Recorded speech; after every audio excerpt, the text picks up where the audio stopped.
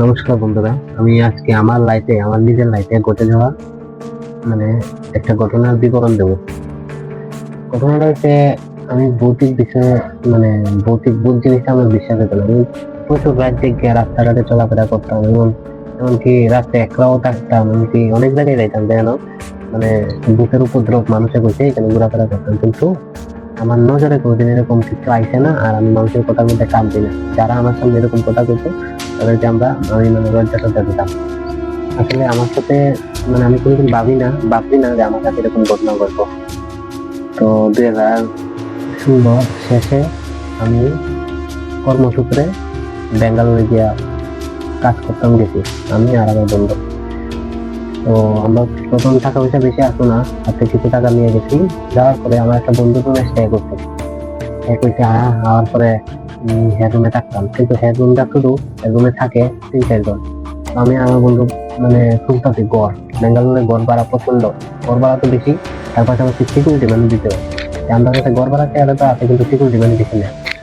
তো গড় ভাড়া প্রচুর বলতে প্রচুর, সিকিউরিটি 40,000 টাকা লাগে। তো হঠাৎ একদিন আমরা খবর পাইছি একটা দালাল বোঝাতে যে একটা রুম আছে, 15,000 টাকা সিকিউরিটি আর 3,000 টাকা করে ভাড়া।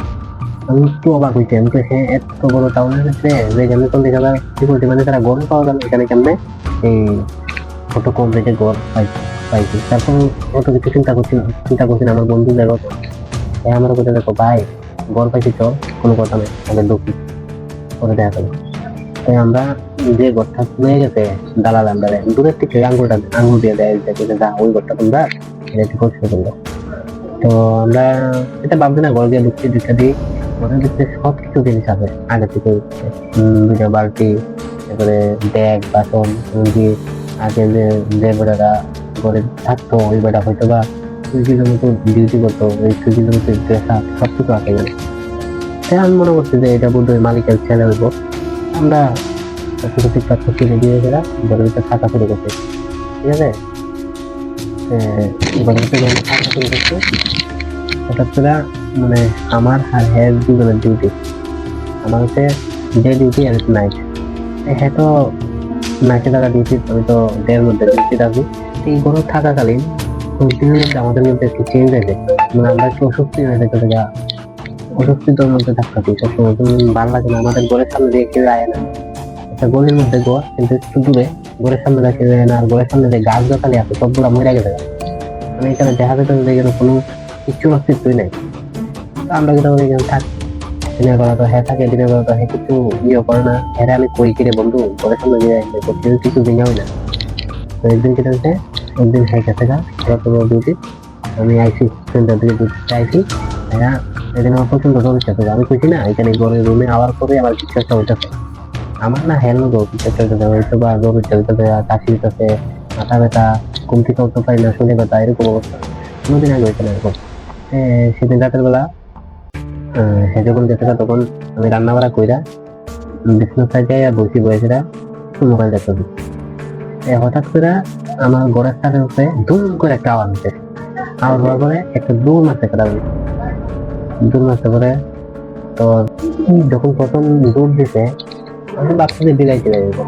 তারপরে যেটা করছি, আমি তো এদিকে খেয়ালই করছি, কারণ আমি কোনোদিন ভূত সম্বন্ধে ভূত আছে এটা তো আমি কোনোদিন কল্পনাও করছি আর এটা নিয়ে ভাবছি না। তো এরপরে এর থেকে 15-20 মিনিট পরে আমার একটা বাতিজার কল আছে।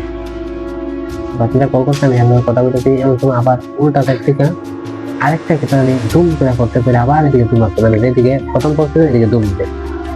তখন আমি একটু ভাবছি, আবার কথা বলতে করছি। তারপর যখন হেলো কথা বলতেছি তখন হ্যাঁ আমার কাকু তোমার তোমার ঘর কেউ আসেনি, এরকম একটা শব্দ করতেছে। তারপরে আমি মন দিয়ে দেখলাম যে ঘরের যে কোনো মধ্যে পড়তে যাই কোনো একটা এরকম বিদ্যুতের একটা শব্দ আছে। আমি একটু বই পাই, কারণ আমি অজানা জায়গাতে আছি, তো আমি কিছু বলতে পারতেছি না, একদম শখ হয়ে কথা বলতে বলতে আবার আমি আচ্ছা বাদ দে, তুই রাখ, আমি ঘুমাই যাবে। তো আমি সেটা বলতে আমি তোমার ঘুমানোর চেষ্টা করছি, লাইটটা অফ করছি, অফ করে জাস্ট বিছানার মধ্যে শুনছি। তখন রাত হয়ে গেছে প্রায়, রাত হয়ে গেছে তোমার 12টা 30। এমনি দিনের বেলায় এখানে কেউ আয় না, কি লেগে আয় না, কোন কারণে আয় না, এটা আমি একটু পরে কইতাছি, এটা আমরা পরে জানছি, ঠিক আছে। তো যখন আমি শুইছি তখন হঠাৎ করে আমার তালের উপরে মানে জোর জোর করে কিন্তু খিদা ধরে বলতে উপর থেকে পাথর এক লোক ফিরে থাকা বলতা এরকম আমার মধ্যে। আমি চুপচাপ চুপচাপ দাঁড়াই গেছি, দাঁড়ায় একদম শখ হয়ে গেছে। আমি কই এখন তো কিছু একটা আছে, কারণ এইরকম অবস্থা দুইবার আওয়াজ দিতে, একবার মানে বাতি যাওয়া শুনছি, আমিও শুনছি, আমি একটা শুনছি অবিশ্বাস করতাম, সেও শুনছে। তারপরে মানে আমি একটু ধরে গেছি, আমি দলটা দেখতে লাগাই না, আপনি দলটা লাগাইতে আমি বাড়িতে নাম বাড়িতে রান্না করতে যাই। তো এরকম মানে একটু পরে 10 মিনিট পরে আমার জানলা হইতে কম করে একটা আওয়াজ। আমি তো চিনি নিতাম, আমি কিতাব ইচ্ছা দিতাম বা কারেন্ট আসতাম, কেউ কেন শুনি না। ওখানে থাকা আর কি ঘরের সামনে থাকা দিনের বেলা ওকে রায় না, কেউ রায় না। তারপরে আমি মানে লাইভে তো এমনি তো আমি যেটা হচ্ছি পাঙ্খাটা চালাই দিয়ে যাতে বাইরের আওয়াজ না শোনা যায়, পাঙ্খার আওয়াজ যখন দেখা লাগা বাইরের আওয়াজটা, কিন্তু না না, আরো দ্বিগুণ আওয়াজ শুরু হয়েছে। এরপরে হঠাৎ করে আমি দেখতেছি স্পষ্ট, আমি শুনতেছি শুধু তার আওয়াজ আমার ঘরের সামনে, মানে কে জানি আইতাছে ঘরের পুরা দরজাটার সামনে আওয়াজ করতে, দরজাটার সামনে আওয়াজ বন্ধ হয়ে যাবে একদম, মানে দাঁড়ায় দরজার সামনে। আমি তো মানে চিন্তা করতাম গান্না গেছি একদম, গান্নাটা একদম মানে এমনি তো আমার শরীর ভালো না করছি না, এখানে আওয়ার পর আমরা মানে দুজনের একজনের পর একজনের মাথা ব্যথা, একদিন একদিন মানে চেঞ্জ হয়ে রোগ অনেকটা প্রায় 12:30 থেকে 3টা অব্দি এরকম এখানে দাঁড়া দিচ্ছে, ঠিক আছে। আমি কষ্ট করছি একদম সোজা হয়ে আমি খাইছি, কারণ আমি জড়াই যাচ্ছি, আমি অচেনা জায়গাটাতে আমি একদম জড়াই দেবো কিতাবানি হইতেছে আমার লগে। তারপরে প্রায় 3টা 15 মতো বাজে, এটা আবার সেম মানে জুতার আওয়াজটা সেম গেছে রেডি হতে সেদিকে। তো আমি অনেকবার চেষ্টা করছি এর মাঝে ওই হ্যারে ফোন করার লাগে, যে নাইট ডিউটি গেছে, কল ঢুকছে না, কারণ মোবাইল এলাও আস করা। তারপরে যেটা হচ্ছে, তারপরে পুরো সকাল ঘুমাই দিলাম, আমি ডিউটি ক্যান্সেল করছি, হ্যাঁ আসতে পারে, আমি হ্যাঁ কইছি হ্যাঁ রে, হ্যাঁ সবকিছু জানে, হ্যাঁ আমার কইছে না এমনি ধরাইয়া মানে জায়গা আবার, কারণ আমি বন্ধু ঘরটা শুধু বন্ধুর ঘরে সবাই লাগাও না, হ্যাঁ সবকিছু জানে। আমি কইলাম সেটা ঘটনা কিটা, তো জানো কিছুই। আমি তো কালকে যখন ডিউটি যাই তখন একজন ওই সামনে একজন লোক আমার কোথায় তোমরা এই করো কি করে তা হোক, ছেড়ে কেটেছে এই এরিয়ার মধ্যে দেখছো নি দিনের বেলা শুয়ে দেখো না না, একদম দিনের বেলা তো জানো।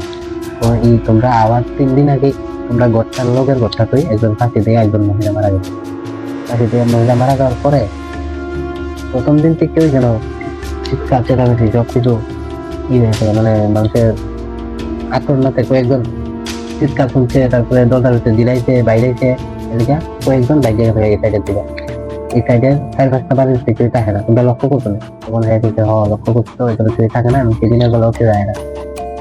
এই এরকম অবস্থাতে যখন হ্যাঁ আমার এটা করছে, আমার তো মাথাটা করো না, আমি মনে মনে ভাবছি যে আমি খেলতে যাবো না, ঠিক আছে। এইরকম অবস্থা মানে কিতা কইতাম আমি, যেটা যে জিনিসটা অবহেলা করতাম আগে ওই জিনিসটা আমার লোক আমি দেখছি না, ঠিক আছে, কিন্তু আমি পুরা ফিল করছি এবং আমার মধ্যে আমার যে বাতিদা আসতো হ্যাঁ ফিল করছি। তখন আমি যেটা হচ্ছে আমি একটা চিন্তা করছি যে আমি ই করে থাকতাম না। তো হ্যাঁ করতে বন্ধু দেখ আমরা টাকা দেওয়া কি করছি, মানে আমরা 2 মাস না থেকে আমরা ওষুধ করতাম, পরে কই থাকবে টাকা পয়সা কিছু না, বেতন পাইছি না। আমি বলছি বন্ধু তাহলে একটা কাম করি, আমি নাকি নাইট ডিউটি এবার ডে ডিউটি, তারপরে আমি নাইট ডিউটি একটা দেখছি বন্ধু, আমি যেটা নাইট ডিউটি দেখছি ওখানে যে ঘটনা ঘটে আমার লগে, মানে আমি মানে মরার থেকে বাচ্চা আছি, ঠিক আছে। একটা কলেজ বাংলাপুরে, একটা কলেজ পুরা মানে শহর থেকে একটু দূরে, সাইকেল মেলা যাওয়া লাগে 4 কিলোমিটার দূরে একটা কলেজ আছে। কলেজের মধ্যে আমার খুব অল্প সময় মানে অল্প সময় ডিউটি, শুধু রাত্রে 8টা থেকে সকাল 6টা অব্দি ডিউটি, আমার 15,000 টাকা থেকে 20,000 টাকা পে করছে তারা। আমি কিচ্ছু ভাবতেছি না, আমার মনে হয় সেটা ওইটাতে সবটা যখন মানে শুনছি, এরপরে আমার লগে ওইসে ওই ঘটনাগুলা, তখন যে আমি মানে এখান থেকে বাইক দিয়ে বসি এই ঘটনাটা আমি আরেকদিন করবো, কলেজের ভিতরে কি ঘটনা ঘটছে, কলেজের ভিতরে আমার লগে আরো মানে মানে কিতাব পেতাম কল্পনার বাইরে এরকম ভৌতিক ঘটনা। আমি একটু লেগে চাইছি নেক্সট পার্টে আমি এটা আপনারা জানাই দেবো, প্লিজ আপনারা একটু মানে আমরা ইউটিউব চ্যানেলটা সাবস্ক্রাইব করে দেবো, করে সেটা আমরা শুনতে থাকো। নমস্কার।